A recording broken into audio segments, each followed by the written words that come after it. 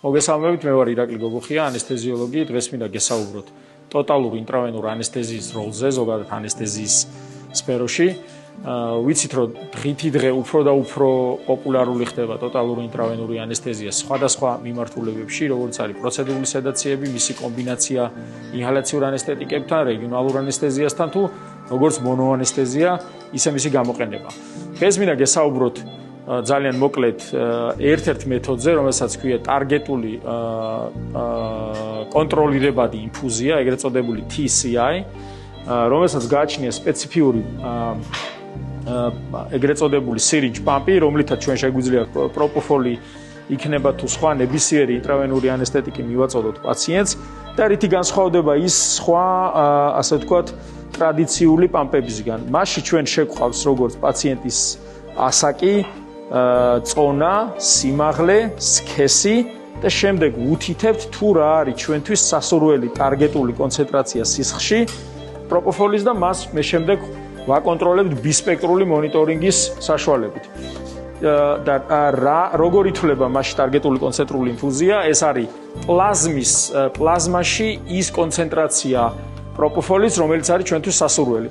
ამას ავტომატურად ხელოვნური ინტელექტის სახით ითვლის ეგრეთ წოდებული syringe pump-ი და აწვის პაციენტს, რაც ბევრად უსაფრთხოა, იმიტომ რომ ზუსტად ვიცით რა არის წამლის კონცენტრაცია სისხლში. შესაბამისად ვაკონტროლებთ ძილს მონიტორინგის საშუალებით, ამიტომ გამოღვიძება ან ზედმეტი დოზის მიწოდება და მოგეხსენება ზედმეტი დოზის მიწოდების დროს შეიძლება განვითარდეს დელირიუმი ან ისეთ გვერდითი ეფექტები, რაც შეიძლება ახდენს ნებისმიერი ანესთეტიკის გამოყენებას და მათ შორის პროპოფოლისაც. ამიტომ მინდა რომ გაითვალისწინოთ, რომ არსებობს საქართველოში ესეთი საშუალება და ძალიან ეფექტურია და ასევე ხარჯშეფექტურია. ჩვენ შეგვიძლია დავაკვირდეთ ეხლა და ვნახოთ, რომ ეს არის ნანოგრამებში მოცემული პლაზმის კონცენტრაცია. ვნახოთ, რომ UG არის ეგრეთ წოდებული საზომი ერთეული, რომელიც ნიშნავს 0.000, ანუ 5-ჯერ 0 და 1 გრამს. ანუ 1 მილიონით ნაკლებია 1 გრამზე ეს კონცენტრაცია, ანუ 1 მილილიტრ პლაზმაში გვაქვს ახლა ჩვენ 2 UG, რომელიც არის ეგრეთ წოდებული მიახლოებულია მიკროგრამთან, ასე ვთქვათ.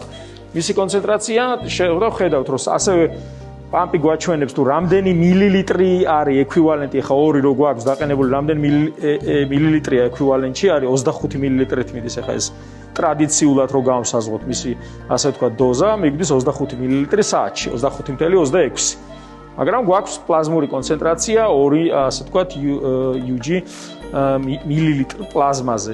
შესაბამისად გვაქვს ბისპექტრული მონიტორინგი, რომელიც 50-ზე ქვევით უნდა იყოს, თუ ის მიდის მაღლა, შეგვიძლია მას მოვამატოთ, მარტივი მეთოდით ვაჩერებთ და მაგალითად უთითებთ 3-ს და ვაძლევთ. ეხლა ის დაიწყებს მიბოლუსებას, სანამ პლაზმის კონცენტრაცია არ გახდება 3 და ნახულობთ როგორ იმატებს პლაზმაში კონცენტრაცია წამლის შესაბამისი ბოლუსის ოდენობით და ხედავთ, რომ მივახციეთ სასურველ ტარგეტულ კონცენტრაციას და უკვე 1 მიკროგრამი მილილიტრ პლაზმაზე ცვლილებამ გამოიწვია 15 მილილიტრი საათში ცვლილება. უყურებთ, რომ 25-ით მიდიოდა და გახდა 40.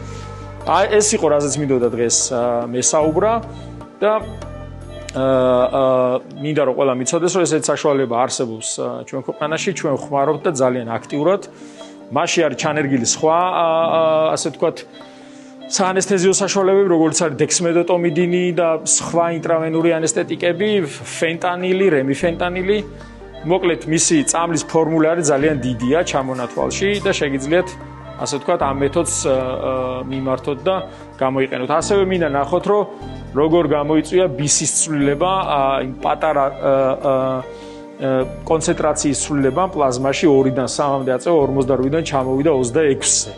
ესეც გასათვალისწინებელი, ამ ყველაფერს დღეს ჩვენ ვაკეთებთ ზეპირად, რაც მე ვფიქრობ, რომ უფრო რისკი შემცველია პაციენტისთვის, ვიდრე ამ 2, ასე ვთქვათ, საშუალების ფონზე ეს შეიძლება რომ განხორციელდეს.